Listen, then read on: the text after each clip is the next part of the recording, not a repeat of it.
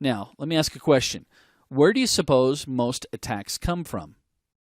Well, you'd be correct in saying that most attacks come from the external or outside of our environment. We expect that to take place. It's kind of funny. Back in the day, I actually owned my own wireless ISP service, and I live in a real rural community of Salt Lake City. It's called Syracuse. It's a farming community. And back in the day when I moved here, there was really no high-speed internet. Well, excuse me, I could get ISDN.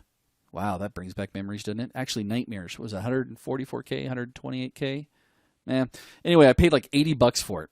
And I thought, you know what, this is just ridiculous. The city's growing. There's no high speed. Comcast isn't out here.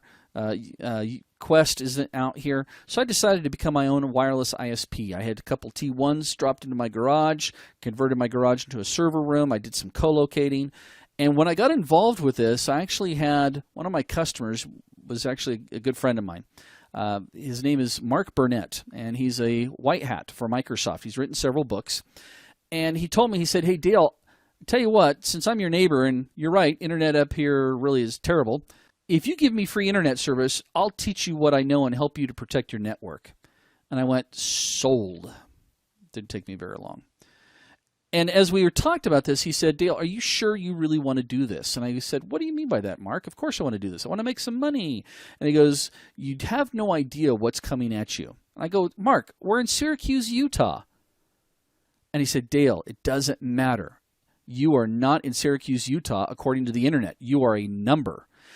And this is a really interesting concept to understand because a lot of people will say, you know, I really don't care if a hacker gets my system. They can steal all my money because I don't have any money. Well, technically, I may not be after your money. I may be after your resources. Or I may be looking for a fall guy. Use your computer to attack somebody and have them come visit you. Now, other places that attacks come from include foreign countries. We hear this in the news almost daily. What the most recent one is the Sony hacking scandal from China. North Korea? Yeah, North Korea.